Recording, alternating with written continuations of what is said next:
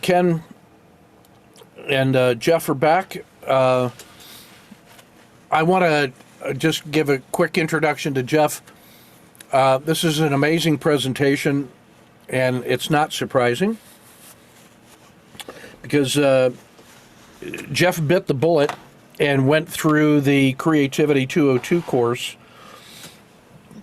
and got the maximum value out of it. I mean, did every lesson, did every briefing, went to every nightly session, watched the recorded check-ins of the other groups, and contributed so many great ideas to me and to the whole community of practice that we're all benefiting from still, from his attention to detail, his willingness to share his insights, and the clever ways in which he, incorporates our teaching into his practice, which is not only in trading but also in operations as a leader of professionals in putting out fires.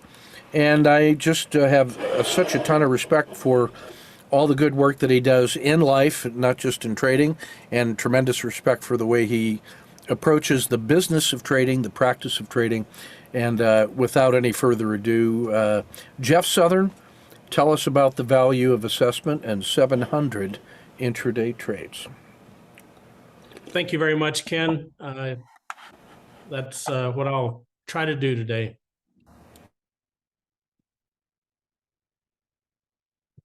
So my name is Jeff Southern. You can reach me at tanker192@mac.com if you guys have any questions or comments. I would love to hear them. I currently live in northern Louisiana, but I travel extensively. I've been here 24 years, and I still consider myself a Texan, which I think is kind of odd.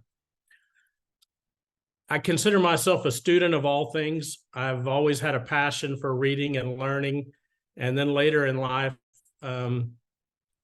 developed a passion for teaching. So my day-to-day routine, I have my own business, and I help run a couple of other businesses, but they're all aviation oriented. So I spend my days flying airplanes, managing aviation businesses, and then teaching in the aviation community. Been doing that for about 30 years. I've also been trading for over 20 years. First introduced to Dr. Ken Long's work about 8 years ago through VTI. What I'm here to talk about today is what I've been doing since February of 2023. I was watching Ken's nightly podcast and was so impressed with his reduced indicator set that I began to mimic what he was doing just as an experiment, and it worked so well. It inspired me to sign up for Creativity 202, which is an amazing course, but it's a tremendous amount of work. I would highly recommend it to anyone who's serious about anything in life, trading or otherwise. I also completed the Applied Systems Development course from Ableway Tech, which was a very, very good course, very comprehensive, and filled some gaps in my own system that I wasn't aware of. During that same time, I completed over 700 intraday trades. And I've given this presentation once already, but this is my first PowerPoint presentation ever. So assessing for me was the missing piece. I had no idea that I needed to learn anything about assessment, but that was my largest takeaway of the last year, was learning about the thing that I didn't know I need to learn about, which is probably a very good indicator for me that there are many, many other things that I don't even know I need to know yet. So I need to keep my mind open and explore new things and not just travel the same paths every day. My current definition of assessment is a systematic way to professionally evaluate my own trading activities. Even though it's the last step in plan, prepare, execute, and assess, for me, maybe it's the most important one, because I've learned that those are not mutually exclusive. Each one of those four activities bleeds into the other ones. And Ken's often said that assessment is probably the beginning of your preparation, which leads to everything else. I procrastinated. I knew I needed to work on my assessment. a part of me knew it anyway, but I procrastinated in that area for years. I had a very simple method. I did assess my trades. I tracked dollars per trade, won or lost, and dollars per symbol, and various things, but I didn't have a structural view of how it should be done. I told myself I didn't have time to do it. It's probably not worth doing, and I certainly didn't know how to do it. I'd never seen it done before. So when I finally decided, I had to ask myself, how do I do this? And when should I do it? And why should I do it? So I hope to show you the answers that I discovered, which will give you an appreciation of the value of assessment, show you how to get started, and an example of a simple system that anyone can use, and why you should probably develop your own simple systems that work for you. And I'll also share my top 10 insights from 700 intraday trades that I made with my own money. Is there any value to assessment?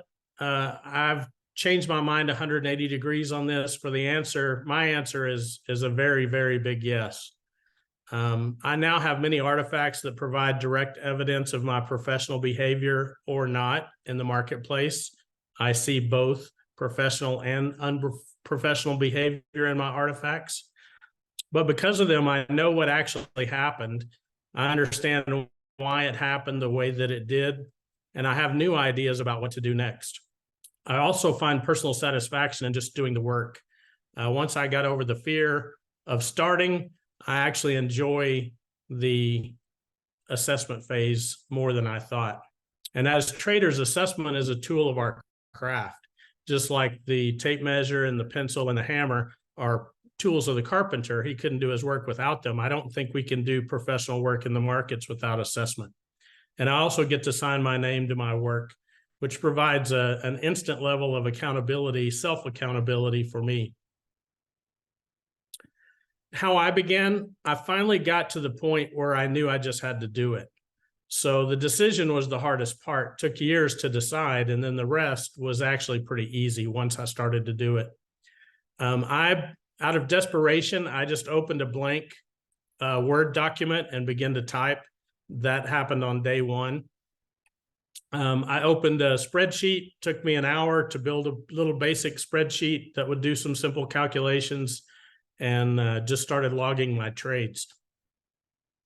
The control charts took me a bit longer. I had a template from Ken that sat on my computer for 6 years, I think, and I tried to use it once and didn't understand it completely, and just left it sitting there for years. But thanks to Luke and Griff, I finally got there in the end, and now Excel is like magic to me. Its ability to extract insights from a set of numbers is pretty amazing. Albert Einstein said that simple is best as long as it works, and that's a mantra that I pretty much live by. When should you start? Right now is the best time. Don't wait 6 years like I did. Record your activities daily. That's really the key step. Even if you don't understand the control charts, the moment you begin a trade journal and begin to log your data in, you have it forever. And you can always go back and massage it and look at it from different perspectives. There are several different tasks that need to be done during assessment, some during the trade, some at the end of the day, some at the end of the week. I've found that I don't want to let myself get behind because it makes this much more difficult than it has to be. Simple systems are best as long as they work. I truly believe that. In aviation, we have complicated ideas that end up failing, and our simple systems have lasted for 50 years. So occasionally, there'll be a breakthrough that we abandon a simple system for a new simple system, but the simple ones are the ones that work. And my recommendation would be to the more you do it, the better. There really is no wrong way to do it. Why should you do it? I now have artifacts that provide the insights that they provide me are priceless. And for me, there's a certain satisfaction in just doing that work. I believe that a systematic method of assessment is one of the foundational components of professional trading. My simple system that I'm going to share with you is what I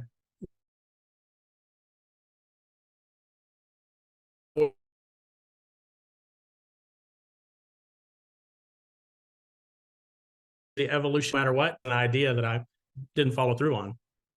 So I told myself, I'm just going to do this right now. I don't know if I'm doing it right, but I'll get better as I practice.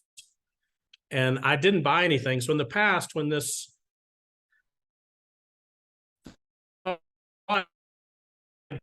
come into my head that I needed to go buy a commercial product, a trade log or so forth. And I have several of them that I've purchased over the years and never used.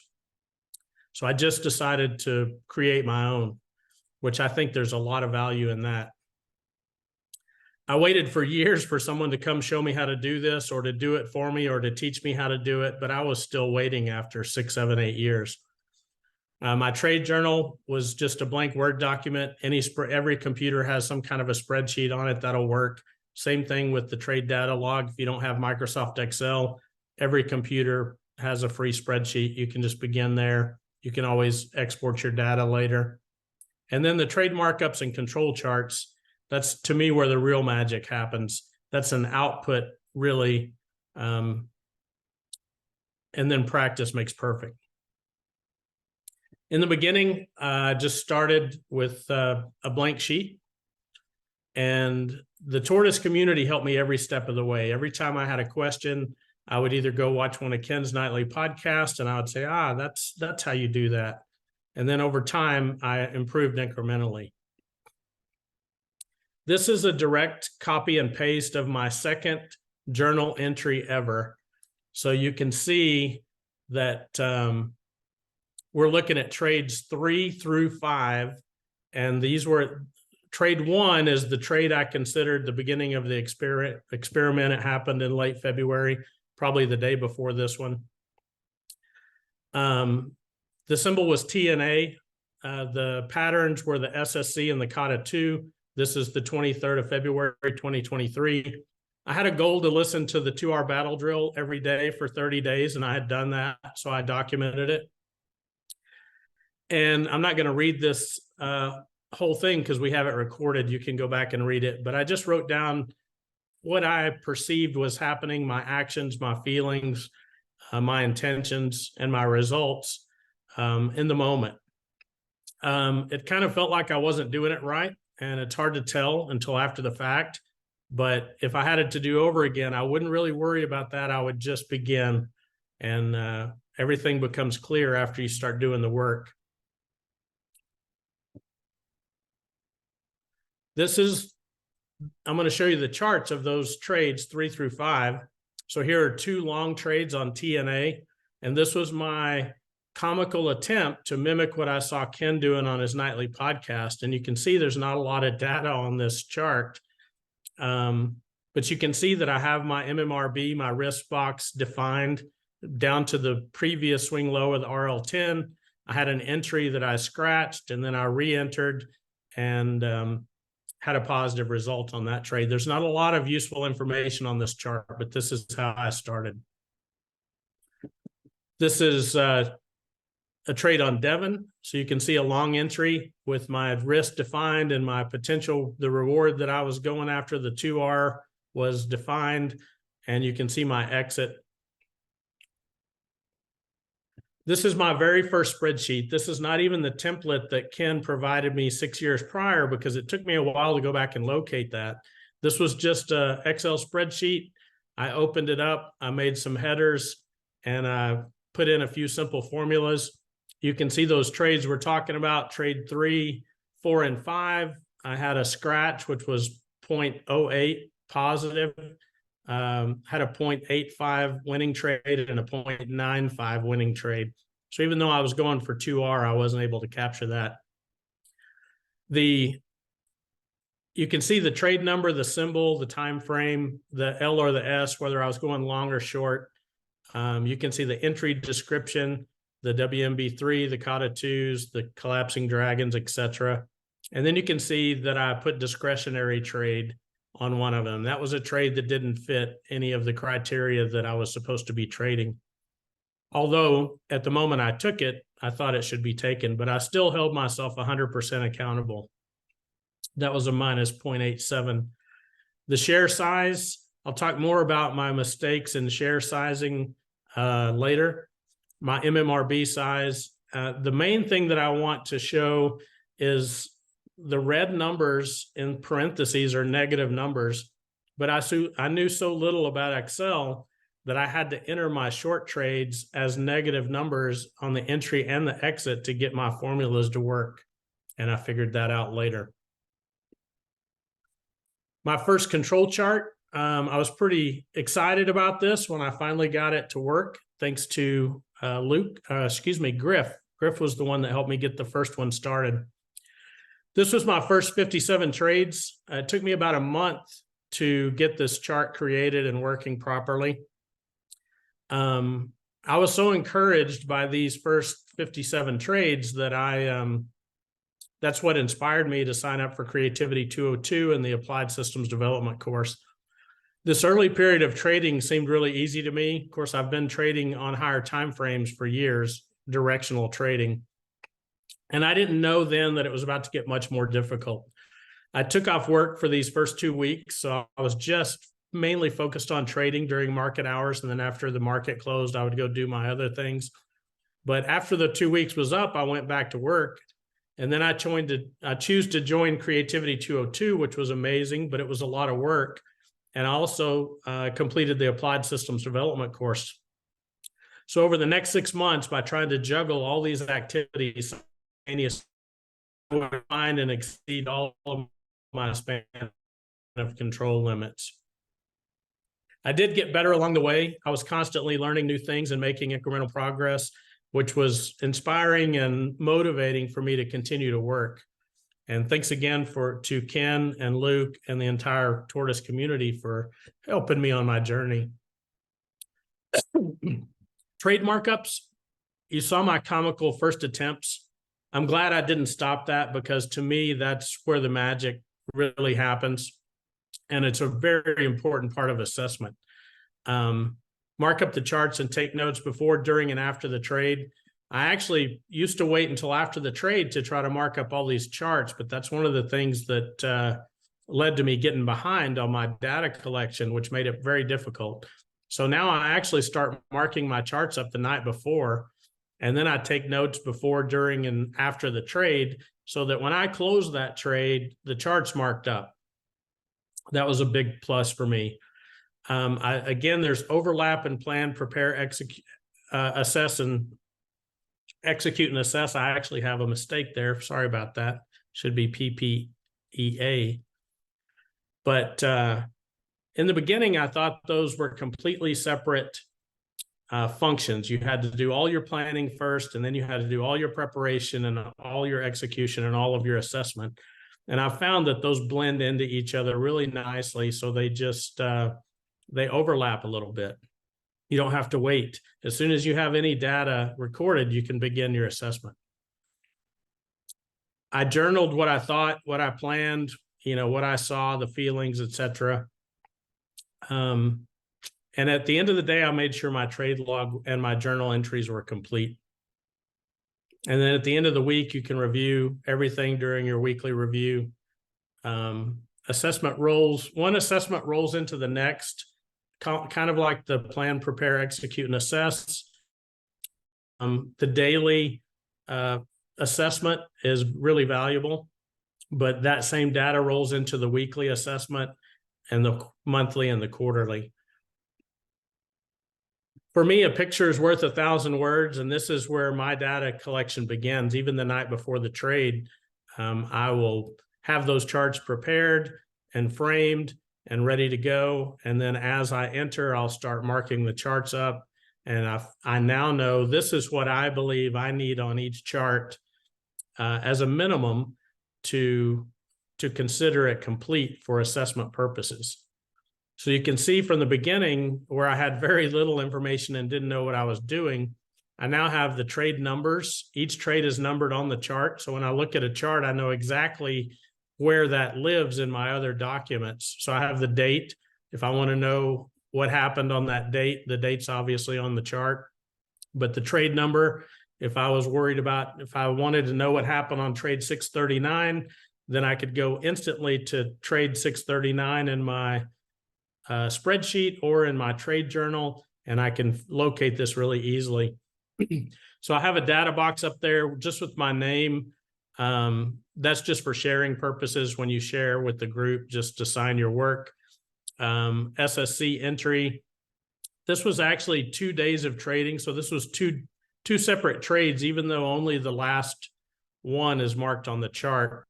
There's another entry for 637 and 638, but I was practicing the Uwe exit. This is later in my trade set, so you can see that I started with trade 1.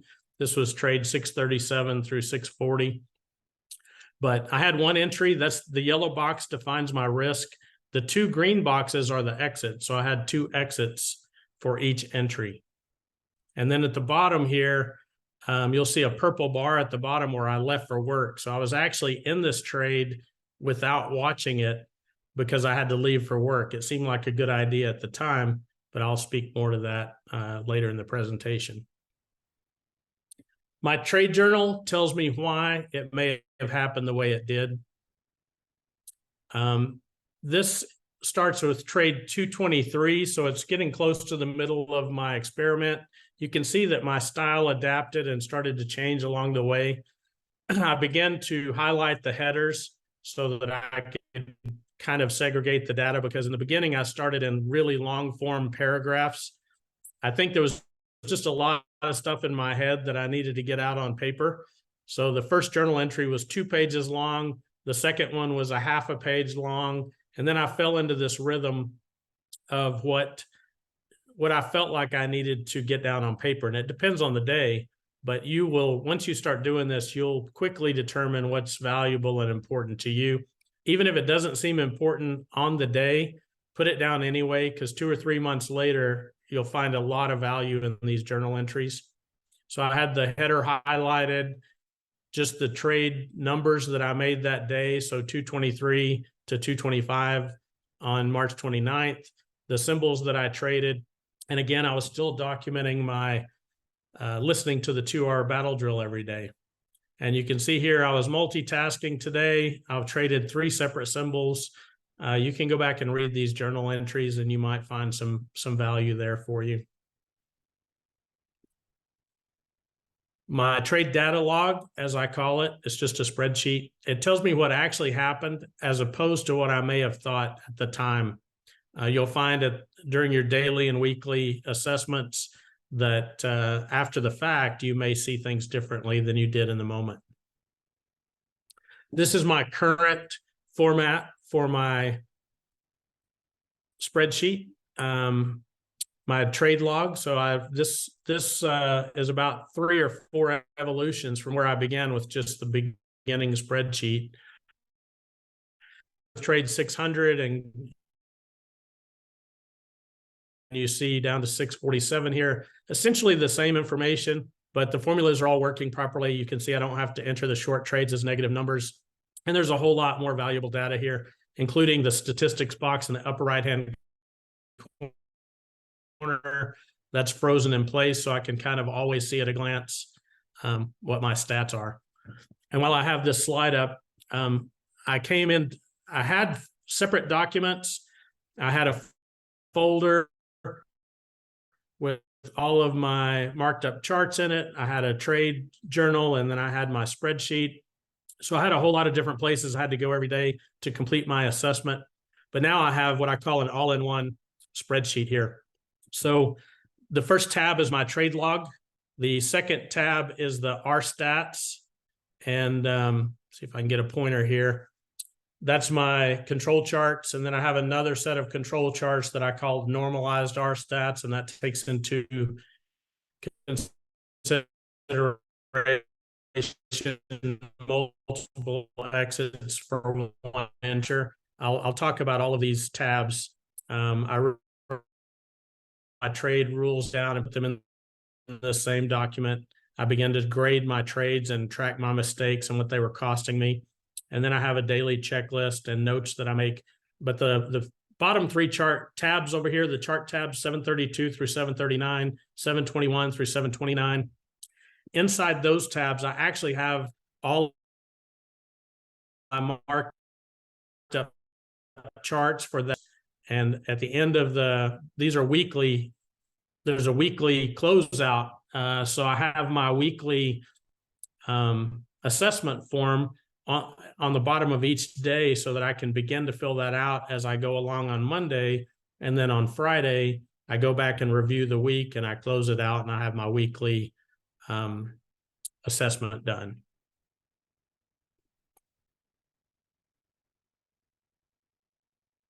Control charts. Thanks again, Luke and Griff. The control charts really bring clarity to all of my trading activities.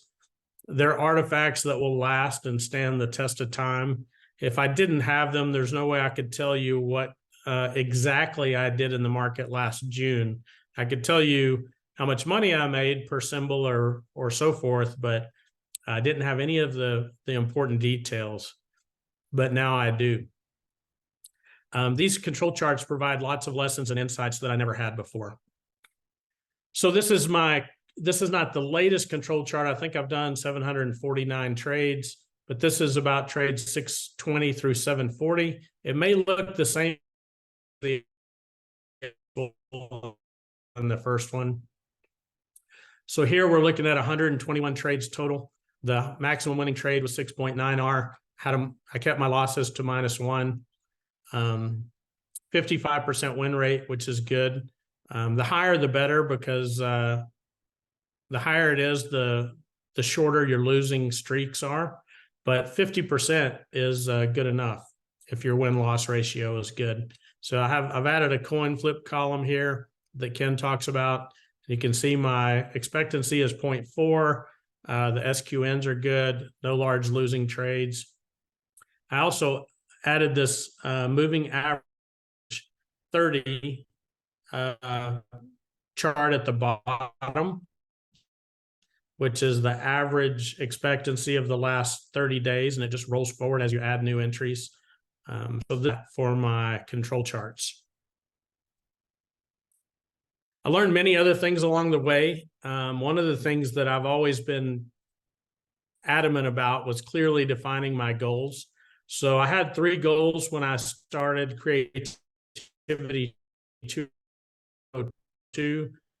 I wanted to learn to trade the short side of the market better because I have I wanted to learn to stop reverse, and I wanted to learn to add positions at 2R. So those are all still works in progress. My long bias has diminished quite a lot. I am able to stop and reverse sometimes, but not all the time. And I'm still learning to add positions at +2R. An insight that I had during the course of this experiment was I needed a complete mental shift of what I was doing with this account, because I have multiple accounts that I trade for myself. This was my smallest account. It was real money trading, but I was getting emotional about my losses, even though the dollar cost of those losses were inconsequential. So I had to flip the script on that and what our budget is, and it's our job to go try new things just for the benefits of learning and insight that we might get out of them. We don't really care what the results are. And that was a huge, I was able to move forward in a big way once I made that shift.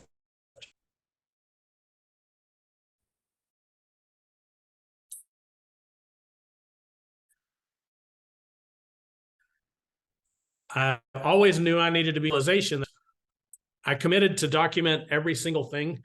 I documented many things in the past, but when I committed to documenting every single thing I did, that was a huge aha moment, in that it was instant self-accountability.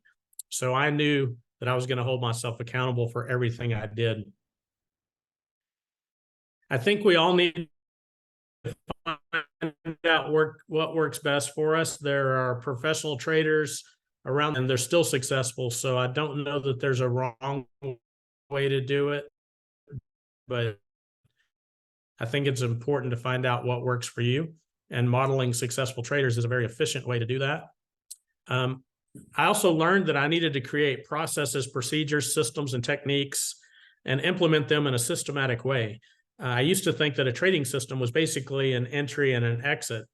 And now I realize that you need systems for assessment and for many other things, because they reduce your workload and they provide repetition. So if you do it the same way every time, then you have something to measure against.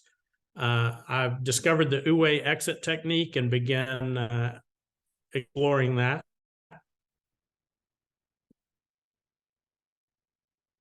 This is a position sizing chart that came out of the Applied System Development course, thanks to Griff Cooper. So in the beginning, if you look at my trade log, there were lots, my trades were 100 shares, 200 shares, and my risk control was great the whole time, no problem with that. But my dollar gain would have greatly improved if I had used a little more discipline in my position size, because 200 shares of Cliff and 200 shares of Alcoa are not the same thing. But for me, I think that was just a point of laziness. It was just really easy to just trade 200 shares. So I find this chart really valuable. I still don't, at the moment, I don't trade 31 shares of SPY. I will round that down to 30 shares. Just seems to be more logical to me. I began to track the consequences of my mistakes. And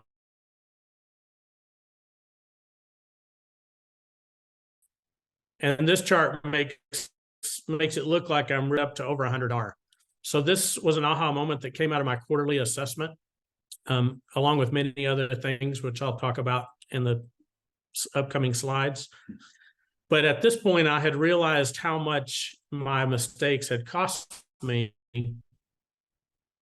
And I began to track them. So week number, didn't make any mistakes, made 7.8 R that week. Week 2, I made 2 mistakes. Week 3, another 2 mistakes. 4 and 5, I had a mistake each there. And then week 6, I had 2 mistakes. All those mistakes added up together only cost me 4 R. So that was over a 90% improvement over my previous behavior. So that one exercise alone that came out of the quarterly assessment. Checklist, doctors and pilots use them. I think traders should too. This came straight out of the Applied System Development course. But I find that if we do things the same way every time, then that leads to mastery. And I have evidence to support that. So over time, my chart markups improved, and so did some of my trades. This is what I consider a clean chart, but this is the I get to close the trade. So when trade 696 was closed, or if I was thinking about trading this symbol more, but before I get up from that trading session, I have my chart markups completed to this point. And then I go back at the end of the night or at the end of the week, and I reassess the chart. I look at trades that I should have taken. I find my mistakes, missed opportunities. I mark those up, and then I add in my coach's notes.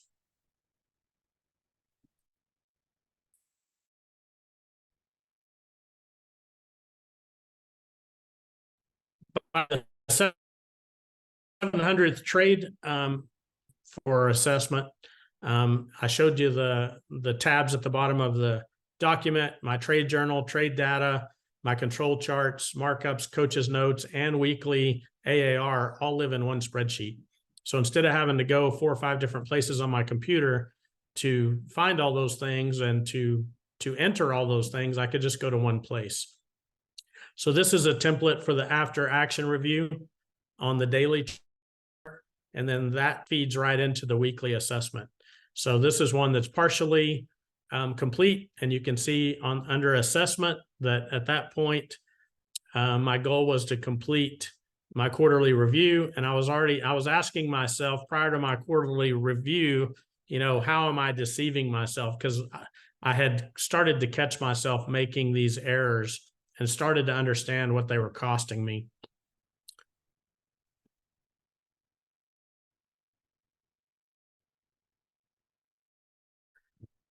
I'll show just quickly run through them here. I value my artifacts very highly. I believe that truth and clarity is in the data. I came to find out that elapsed time is very important, and I'll speak about that in a moment. Perspective is everything. I know that the system works if I work. I believe that trading is all in my head. I've learned that choosing my time frame is very critical. I know that my decisions have consequences. I think trading truly is a journey, and I know I need to do my own push-ups.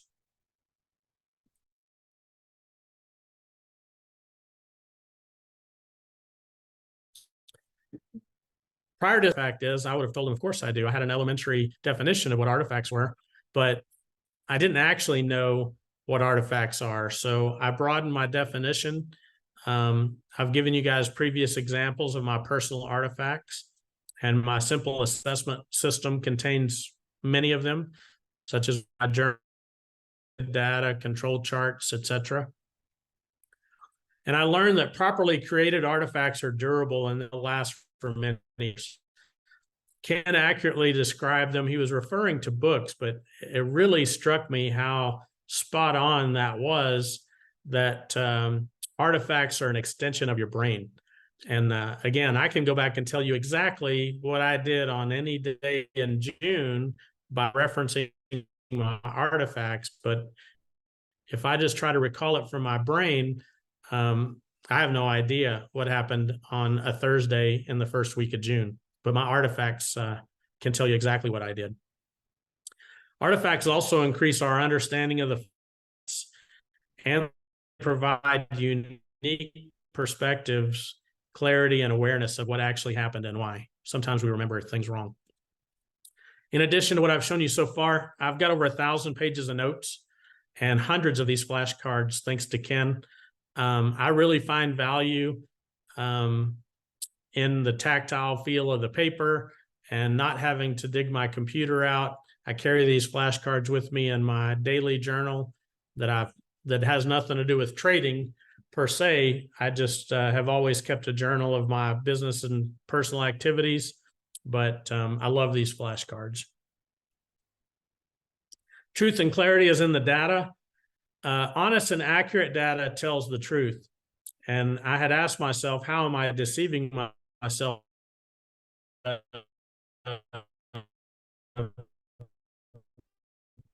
recorded so the truth, when the story that it tells differs from my own interpretation of events, or maybe I could say my own recollection. Again, sometimes you remember things wrong. More data is always better. The larger the sample size, the smoother your excursions are going to be. And you need at least 30 points minimum for statistical purposes. One of my biggest aha moments of the entire year was number 3. Elapsed time is important. So we talked about daily, weekly, monthly, and quarterly debrief and assessments. So far, I'm up to the quarterly assessments. I'll do an annual assessment at the end of the year. But I found during the quarterly assessment, that's when I realized that the more time that elapsed between execution and assessment, the more clarity my data provided. I found that the emotion tied to the execution and the result of each individual trade became less and less important.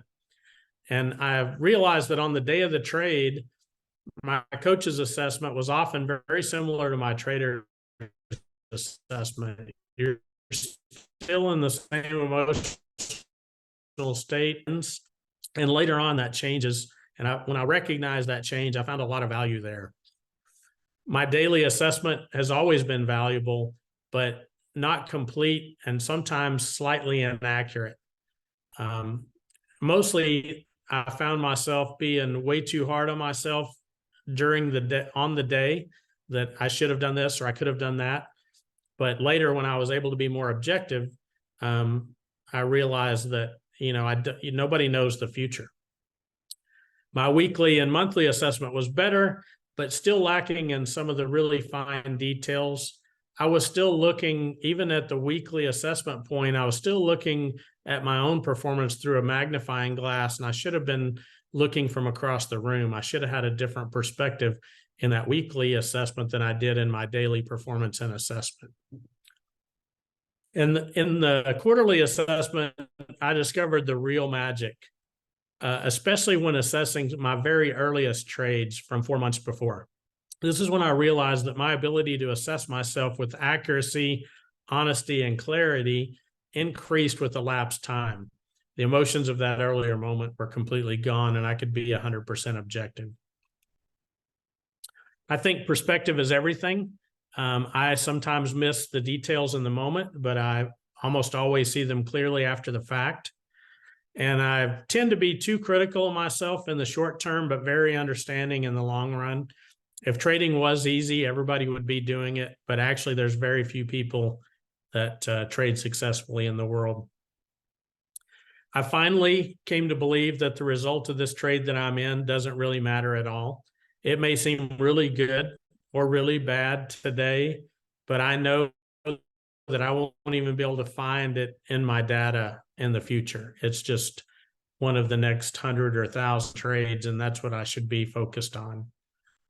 My data suggests that the trader, the coach, and the assessor or the CEO in my little trading operation all have different perspectives, but each of them can learn from the others.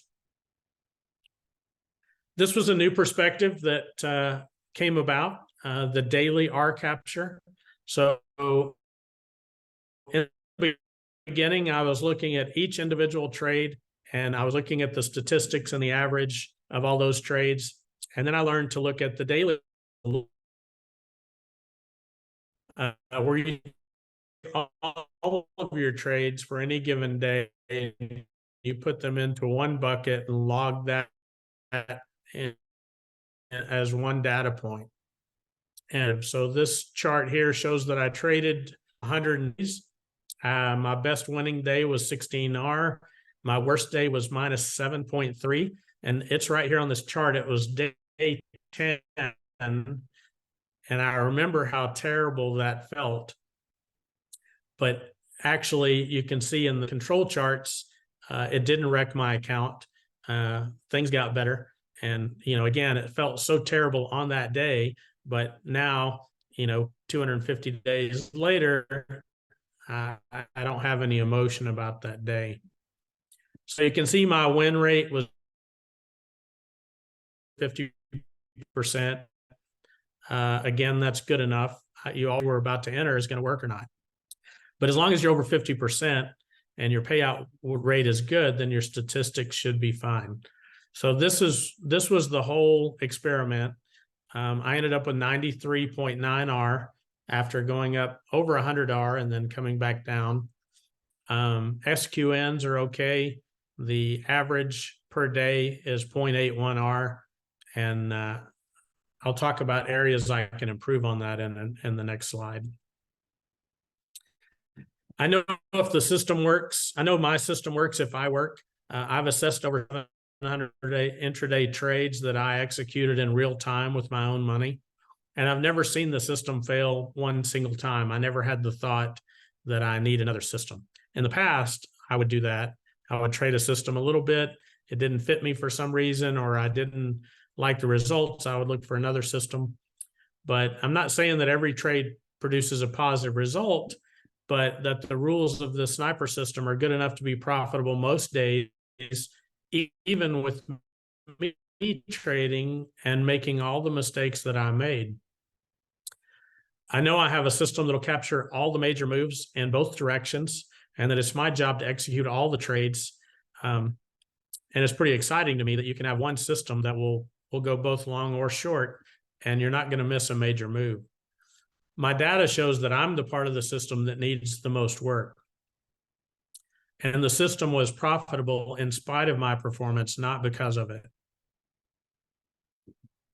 So this chart shows that when I do my work, the system works quite well. So this is 121 trades again. I think we looked at this chart previously.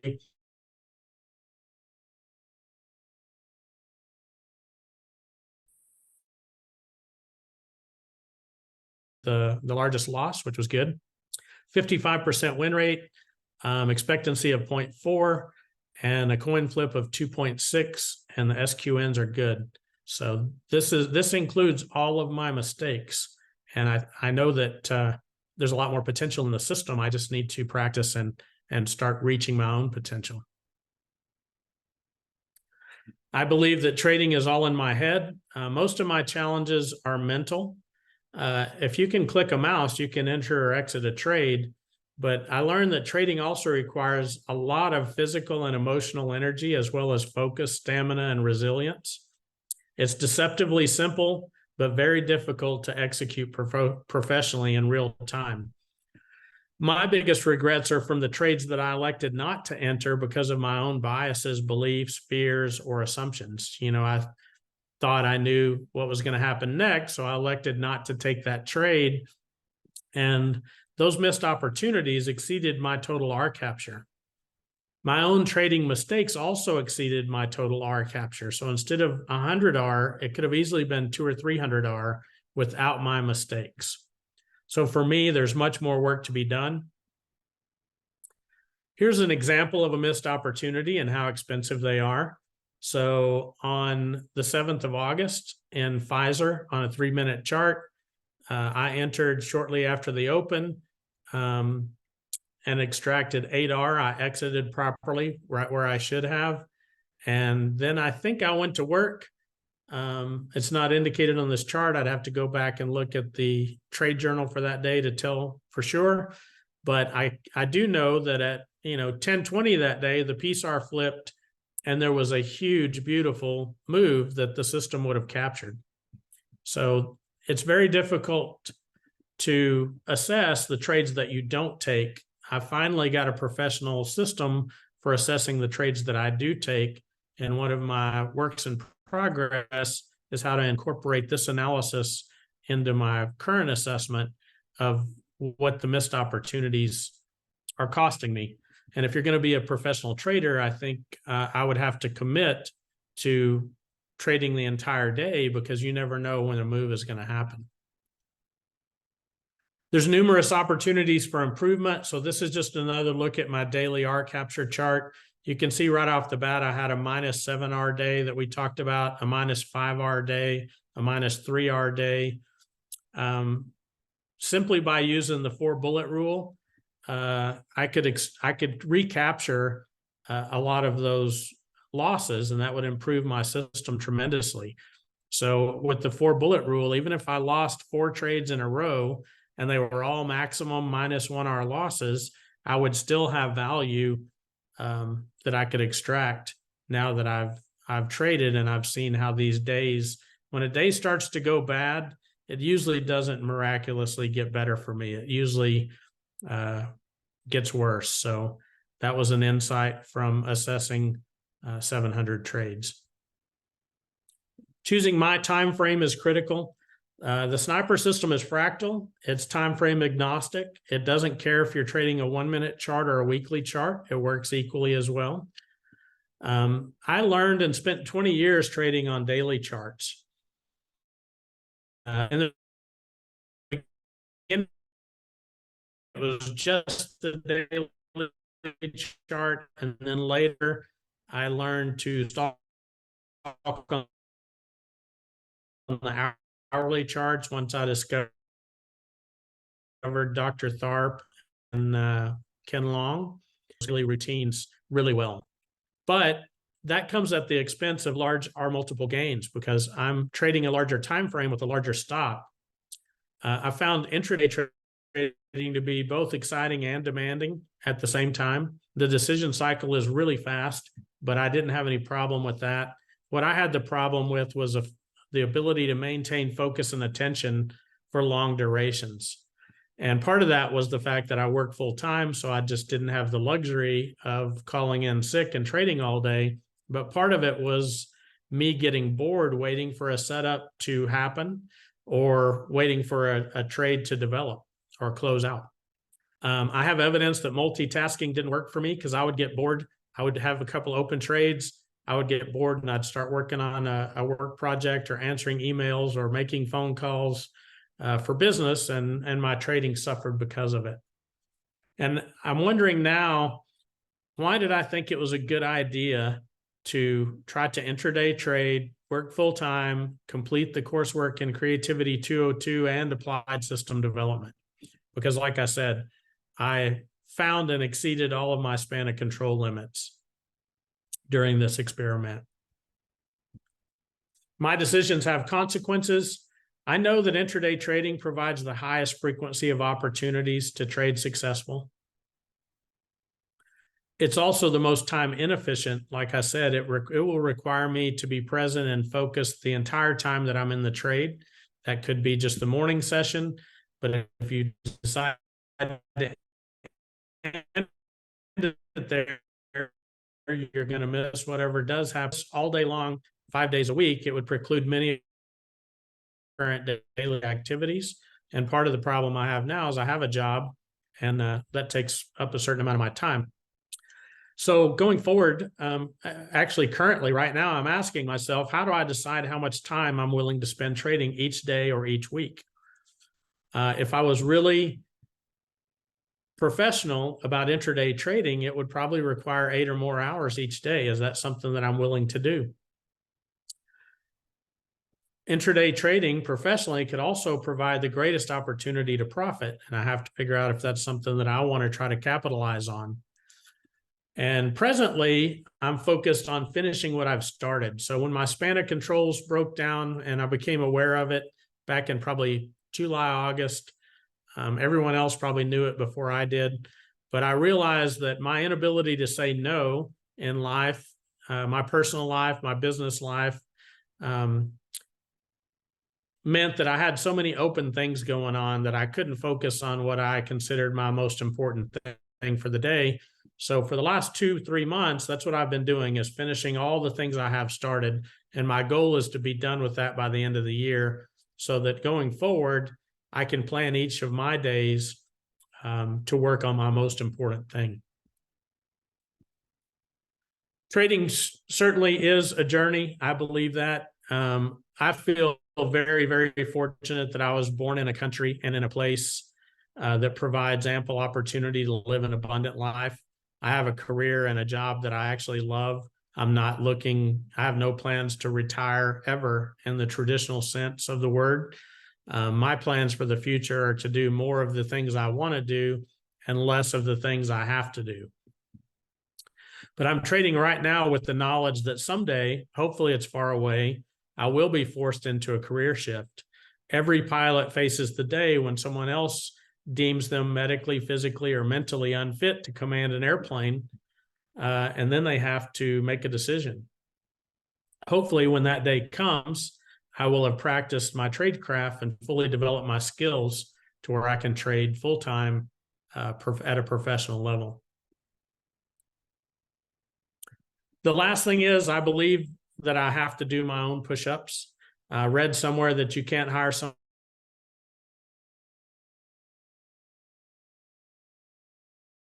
push-ups.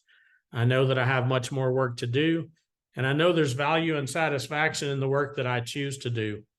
And I know and have evidence that I'm willing to do the work that must be done. That's the end of my presentation. Thank you all for patiently listening to my ramblings. And thank you to Dr. Ken Long for being an excellent teacher and one of the most generous and knowledgeable people that I know. Thanks to my Creativity 202 cohort group for inspiring, critiquing, and supporting all of my efforts. Thanks to Phil and Griff at Ableway Tech for their help and support all year. And I'd like to thank Ernie and the Tortoise Trader Accountability Group that he set up for their patience and feedback. I found it invaluable. And then thank Luke C. for his generosity. He truly is the master of assessment.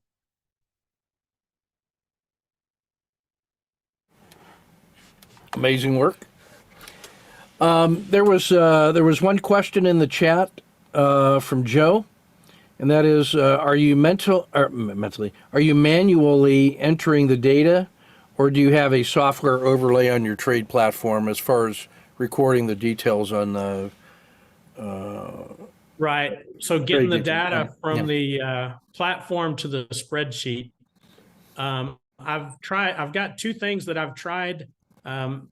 manually entering it is the easiest way when you begin. I would recommend that to everyone, but that becomes a time waster, right? So my dream, you can export a CSV file out of Thinkorswim, but getting it properly formatted to go into your Excel spreadsheet is something that I've not been able to do. So that's still on my to-do list, to be able to export my trades directly from my platform into my spreadsheet. I haven't accomplished that yet. Yeah, so one of the things that'll help there is, I would think Phil and Griff could probably, they're Thinkorswim guys, Yeah. and solve it once and then it's fixed forever. There's still going to be some kind of cost of entry where your intention and your commentary and the patterns, you're still going to have to, because it doesn't know that that was an SSC entry or a COTA 2. So Right. it may be that voice to text to speak it into so if you have the table built with things exported that are exportable, you can then speak it in there and record that pretty fast. Another one is you can train somebody to do that and pay an assistant to do it. Another one is at some point, the R capture of the trade itself is sufficient. I actually don't care what the precise entry and exit were, as long as I have so I just need the estimate, the R result is sort of one way to do it. The other thing I'm gonna say is has to do with automating standard tasks. That the next step is the decision to enter with it. So you've got the trade framed, and you get the alert, and then a human in the loop says take the trade, and then everything after that is automatic management according to your exit rules. I genuinely fire and forget, so that you're not waiting, so that you are not waiting an hour to determine if you have to make a decision. Right. The rules make the decision, or the rules give you an alert when a decision needs to be made. So there's a certain level of proof that you got to go through so that you're satisfied that it's behaving correctly, and then with some redundancy just in case. But the automated trading piece there is key. Now, my best advice on that comes from Bill Brower, who's the original TradeStation programmer, the first professional TradeStation programmer to make a living at it, coding for others. And his advice to me was trust but verify. Have it give you the alert, but require the human in the loop to take the trade, and just to make sure, because he said now he's a full-time trader and he's got multiple systems running, but even with his level of expertise on automating robots and scripts, he personally just likes having the human in the loop, and I don't disagree with that. I think a lot of that has to do with the portfolio risk per trade that you're taking. If we were looking at Bill Scheit's trades, which trade 6 times a year, one trade for the next 51 days, well, you might want to make sure you can afford to check that one manually. It sets up, you get the alert. The cost of checking is small.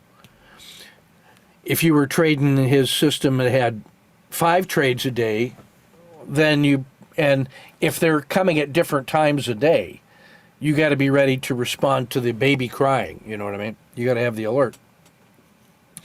If your trade decisions are all early entry, hey, all my trades are in the first 90 minutes for entry, and then the rest of it can be automated. Well, then you have a time scheduling issue, a decision to make. Is that the trades I want to take, and just kind of restrict to that. So So different degrees of automation are going to help you with standardized behaviors. And I think you're in a position now where that's going to be easier rather than harder as we go forward. So we got some guys that are good at the automating of the scripts. Sundeep Gupta, who just rejoined us and is getting ready to start on the Creativity 202, is a signal processing engineer, and he does software for a living. Ken Hum is a software engineer and automates his trading. So, Dr. Morrison and those guys in his group have automated the forex trading scripts and robots there. And there are a couple other guys that I'm thinking of that are in foundations now are also experimenting with software coders that work for them to turn these into executables. So most of the guys that are trying to code robots have not gone through the process steps of improvement that you have to absolutely verify your rule sets. Mostly they start with, they're very good at coding, but bad at contingency planning and coming up with those. So in one sense, having mastered your process, you know exactly what it is that you need to automate. So I think the automated record keeping is an area where you can make it easier to comply with your assessment regime.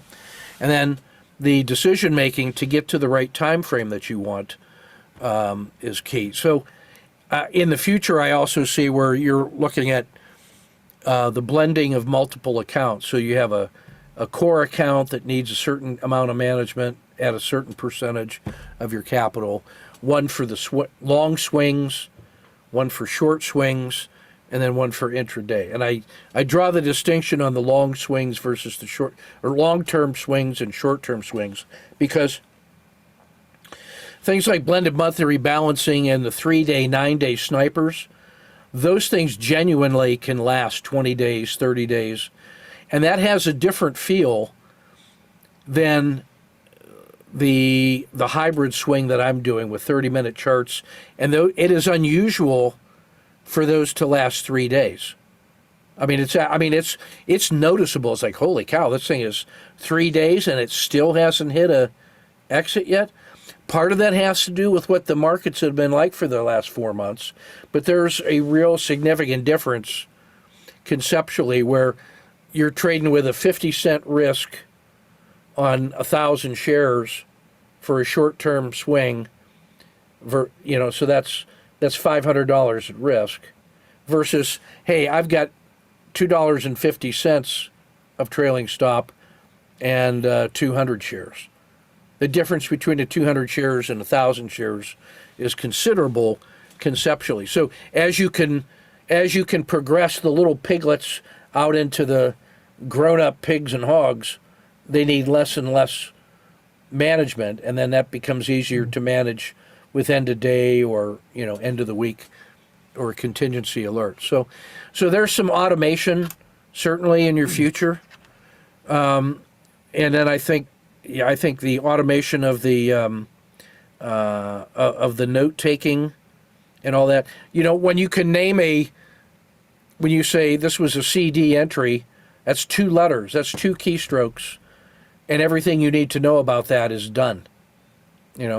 Whereas in the long form of text, when you were first doing that freehand, it was like that might have taken a paragraph to describe the reasons why it was a CD. Right. So you end up becoming laconic and very time efficient in the way that you take notes with codes and things like that. So there's certainly some automation there. And then I also think that's where the speech to text can certainly help. But I see automation in your future and some work to be done in 2024. This looks very much like what an annual review looks like. The best examples of the annual ones are Ken Hum's Research Weekend presentation from a couple years ago. I think Luke Crockford's, the rolling 30, 60, 90 R trades that really turns out to be a long-term continuous monitoring. It's like a engineer on a steam locomotive. He has those different pressure valves that he can just sort of continually watching. So I see that as the next evolution in your assessment regime. The indicators to add, the 30, 60, 90 trade rolling expectancy is crucial. Yeah, I've got just a few closing comments here and then a question for you maybe. Sure. So you're exactly right. I experienced that as I added, even forget about everything else I was juggling, but even during trading, as I added the journal and the assessment and the chart markups, Ooh, yeah. You have to keep juggling those things. And before, if you're just doing pure execution, which for me is what I mostly need to be doing. So you're exactly right. I'm looking for efficiencies. And I think I had the idea that I want to continue as I am for 300 more trades. I like to get 1,000, a nice round set of 1,000 trades. And then I would out of my spreadsheet entry and the type of exit, you could just speak those into the journal entry. And then as far as exporting the data, you can export the CSV file straight into an Excel spreadsheet, but it's not formatted properly. So I think it's just a matter of running a filter. Yeah, it is. And then putting it into your spreadsheet, which would save me a huge amount of time. So that's on the list. And then we've already been working on automating the exits. Even if you just called it 50% off, if you had to do all the planning, preparing, and you had to watch the open and enters, then that would be a huge plus for me, because I could maybe do my trading in the morning session and then leave the working trades open and monitor them loosely, like you would a swing trade, Yeah. But I caught myself kind of trying to swing trade with a 3-minute entry. But if you're not trading the signals for the time frame of the chart that you're on, I think that's a mistake. Yep. There are times when A long-term trade. I notice that when I make an entry on a 30-minute and then I dial down to the 3-minute, so what in the world am I doing? I either feel like I'm way late or way early. It just feels stupid. But then when I go back and look at the 30 minutes, oh no, that's perfectly right. So you got to watch that crossover, and that way. The other way to do it too is if you had literally an executive assistant, and if you could simply visually mark up your chart with the standard, dots and exits and risk box, and just give it to them and tell them to do data entry. Right. And I've experimented quite successfully on my other accounts. I want to keep this one kind of the same because I want the data to be valid. But with my other accounts, I use automated alerts. Yeah. This is a trade that I want to be in all week. If I take a 1-hour loss, it'll be in the first day or two. But if it begins to work, I'm going to trail my stop and I want to stay in the trade. So I usually watch those during the open, and then I have automated alerts that, that move, and that's been successful. So there's lots of room. There's lots of work for me to do in those areas to find some efficiency, which will allow me to allow me to perform better, but it'll also allow me to work within my own schedule. Yeah, this actually is a really good example of what I was describing in my speech before your session.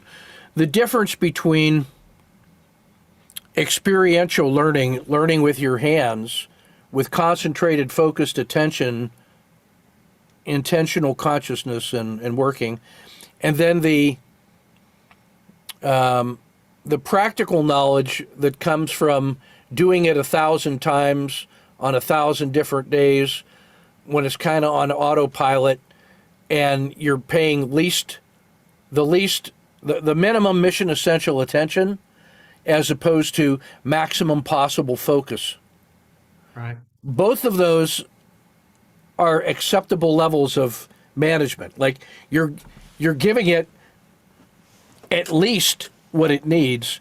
But when you're doing maximum focus, you're looking at every possible thing, right? And that's not sustainable. So there comes a time when you have to learn to just trust your hands and feet so that you can watch the big picture on the rest of the field and come up with strategies. Your hands and feet have been trained, and then they can still do those things. But there really is a difference between thinking your way through and speaking what you're doing with your hands in every single little, and then just sort of automatically doing that and trusting your hands to do the right thing. And that's the difference between that experiential knowledge and the practical knowledge, you know. Right. You still have to go back and watch game film to watch what you're doing at the instinctive level. That's where you're bringing your focused attention to the actual decisions that are made. And you can actually do that. The cost of paying attention to game film is the same level of focus that you put on experiential knowledge when you're looking at every motion of your finger, but you're not maintaining that for 8 hours. Right. You're looking at 8 hours of intuitive trading with about 20 minutes of focused attention for that 8-hour film. You know, you fast forward to the next decision, so you don't have to maintain that. You can hit the critical states and then focus your attention on the critical states or the decisions. So there's a certain economy of attention. You know, you want to be efficient with your hyper focus. And that's learning how to trust your hands. That's actually the same thing as delegating to members of your staff. You know, human to human delegation is the same thing that you have to do internally to go from your own conscious attention to trusting your hands or trusting a procedure or trusting the alert, whatever that may be. That's also a possibility, you know, for guys in the sound of my voice that are in an accountability group and are sharing something like the same time frame and interests and style. It's like, hey, you're on shift, you know, and you alert us so the rest of us are doing our thing when we need it. We saw that a lot during the live trading weeks when we would have 15 people in the room, and 2 people were watching energy, 2 were watching finance, 2 were watching tech, 2 were watching Brazil, 2 were watching the VIX. And then when any of those things were coming into the window, they would give it a verbal alert, and then the whole team would get together and see what that meant for their own little trading plan. So there are actually ways in which a tribe of traders that are doing this for a living can recreate a trading room virtually. And virtually, if you're listening to guys talking to you on a headset, does it matter if they're in the same room or if they're in Cincinnati? No. Right. So learning to work at that level now suddenly means you got to sort of proof the other guy and his trade. You got to understand his system. He's got to know what you need to know. You got to rehearse how you make those decisions and all that. But that is another way that you can build proficiency for the long run, is having a trading tribe. And really, at some level of resourcing, is starting your own trading business and hiring the guys to do that, who also buy in, and now suddenly you have guys with skin in the game, not hourly employees, but you have a team of guys with skin in the game. And you can hire some guys and underwrite their learning. A guy that wants to learn how to do this stuff but doesn't have the capital, I can underwrite that, and he can grow and become a member of the team in that way. He earns it through sweat equity. So with your knowledge on, starting and running a business and hiring and training people and knowing how to assess and knowing how to develop risk managers as pilots, same thing as traders, and you just got to turn that into a business process, and now suddenly you can you can supervise systems, and those subordinate traders are your systems. Hey, you're going to be my Devon guy. You're looking at energy and Devon. Hey, you're going to be my metals guy. You're looking at XME, Alcoa, Cliff, and Nucor Steel. And Caterpillar or something like that. Hey, you are my semiconductor guy. Now suddenly you have the ability to start doing some task management and specialization. So just some things to think about there. Now, did you already ask me your question, or did you have another question for me? No, I think I did. Yeah, I'm glad you brought all that up because I had that crazy idea. You know, in the airplane we have a master caution panel, Yeah. which we have an advisory panel which turns on green lights with no audible tone, just saying, "Hey, All okay. what's going on?" Yep. Then we have a caution panel that gives you an audible tone and a yellow light saying, "Hey, check this out and see if this is something you need to do something with." And then we have a master warning system, which gives you a big red light and an audible tone and says you probably have an emergency developing here. And I had the thought of using that same ideology in my trading in the mornings if I was working in the office, to use some system like that and develop the skill to use it so that I could enter my trades, set some alerts, automate some exits, and then shift my focus over to something totally different. As long as the lights all stayed green, I didn't need to do anything over there with my trading, my intraday trades. So I kind of had that idea, but my question was, is it reasonable to reduce the details in my assessment spreadsheet by moving those over, like you said, some voice to text stuff? Yeah, I think there is. You know, another way to look at that is sort of like, you know, the Star Trek system with, you know, you're at yellow alert and then red alert, or DEF CON, where you start getting progressive levels of readiness before you go from everything is okay to existential threat. So just enough management, and then you got to figure out what the timing is. How long does it take you to perform the tasks to get to the next level of readiness, because there's an elapsed time that's in there. So there are certainly ways that you can do that. That's, in some ways, the 4 regression lines act like that for me. You know, the 10 and the 30 are sort of the immediate action. The 270 is the long-term regime, and then the 90 is that intermediate. So I can get some, or winter, and it converts to spring.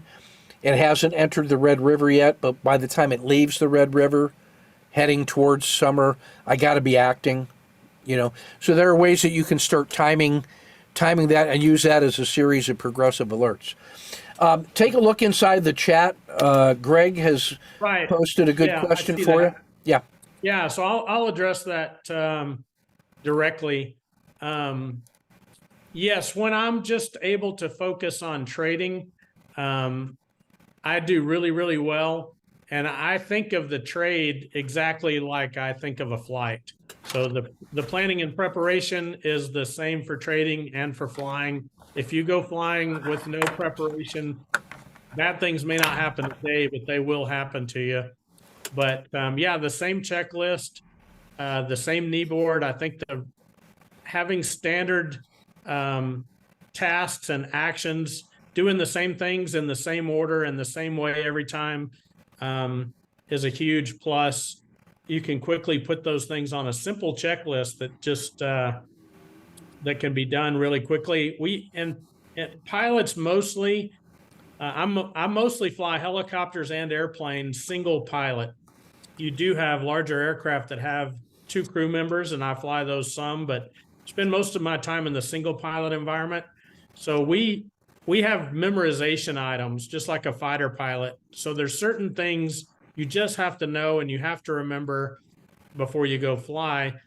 And you do those things from memory using mnemonics and flow patterns and so forth. But then you have a short checklist that you run through after the fact to make sure you didn't forget anything. So that's kind of what we do and kind of what I do in trading. But I think about the trade just like a flight.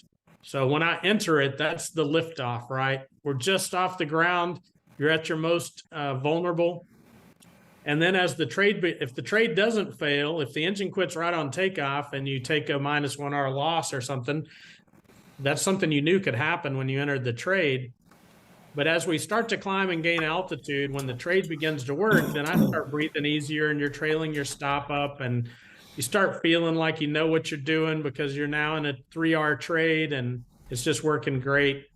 But yeah, I think there's a lot of cross-pollination between my flying habits and my trading habits. And for me, it's the same as combat patrols, whether I'm a live fire ambush or a raid or something. And that's where the plan, prepare, execute, assess comes from. I treat each increment of risk as a soldier's life. So I have I'm deadly serious about how I manage the risk that I'm asking him to take. We better be professional and all that. And one of the essential elements of our teachings, especially for guys that are moving from one profession to another, is to kind of map your professional expertise, the things that made you successful in one domain. Let's find the equivalent behavior or mindset in the trading environment, if it is appropriate. Now, for example, there are some things about being a surgeon that require degrees of certainty and precision that we don't need in trading. So we got to find ways for the surgeon to feel that he's got his certainty in some aspects so that he can be free to make the rapid fire decisions in other ones. So but most every profession that I've encountered has much more similarity with the professional behavior of traders than not. There's only a few areas in which we got to really be careful about how to adjust for that. With doctors, normally it's the need for certainty and the attention to detail.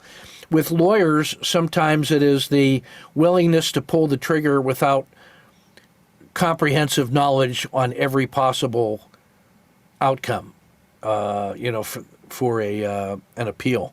So we got to get them into action as opposed to studying a little bit more. But mostly what the creativity course does a lot of, I think, is that being able to map professional expertise to trading professionalism.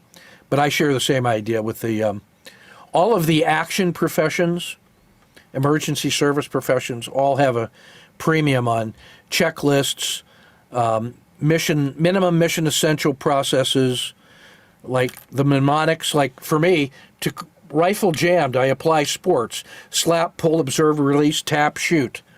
That's drilled into me.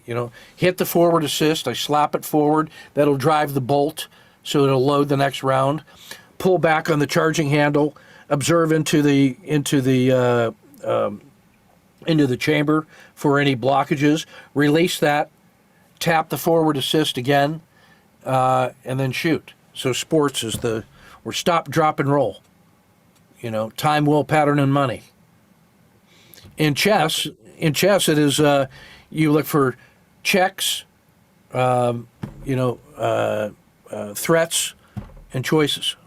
So under time pressure. So I see that Greg asked for my top 3. He's as far as assessments and actions. So for me, the entry is easy.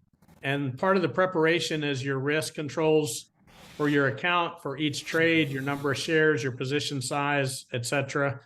But when I'm executing, I start getting excited when I know where the stop goes. When you see the RL10 turn up and make a peak, either higher or lower, that's where my stop is going to be. That's where the PSAR will be if it flips.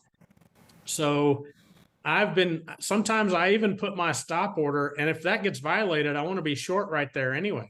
So sometimes I put that order in first, and then when I enter, I'm in the trade. So my top number 1 rule is the stop has to be in place if you hold the trade. It can't be mental. It can't be, you can't forget it. So that's how I've been able to control my 1-hour losses to 1-hour losses, is that there's literally a stop in the market at -1 hour, and it may feel terrible when it gets taken out, but I know that's where I'm going to stop losing money at -1 hour. Yeah, So that decision, was Once you start studying successful collapsing dragons, and you see how fast they work, right. you will never hesitate to put your stop in on a SSC. You'll always put that stop in because you know what happens on a successful collapsing dragon, which is our number one pattern. Right. So that for me is not technically automated, but it's physically automated. I will not be in a position without a -1 hour stop. So it's kind of like positive rate, gear up, and then you go to the next thing. My stop is always going to be in there. So that's probably number one. I tell you, my biggest challenge with intraday trading is when you enter a trade that starts to work, it can go on for hours, and it's a balance of attention. You can't just sit there and stare at that chart because it's not a healthy thing to do, right? But you can't ignore it either, and I've done both. So where's that nice balance? And that's what I was talking about with automating some alerts, saying, I'm not going to, just so I can keep my sanity, I'm not going to stare at that chart, for the next 90 minutes. But the trade's working nicely. My stop is where it needs to be. And then you could actually layer in an alert in between your stop and the current price, saying, I'm not going to look at it unless I get this alert. And then that'll let me know that I probably have a decision to make. So that's one of my challenges right now, is to systematize, figure out what that is, and then have a systematic way to do it the same every time. When I'm on the 30-minute charts, I can actually, in between decisions, I can grade a paper in 20 minutes. Right, and that's my goal, is to get to the point to where I can actually continue to take care of my office work management business and trade successfully without either one of them suffering because I'm doing the other one. Yeah.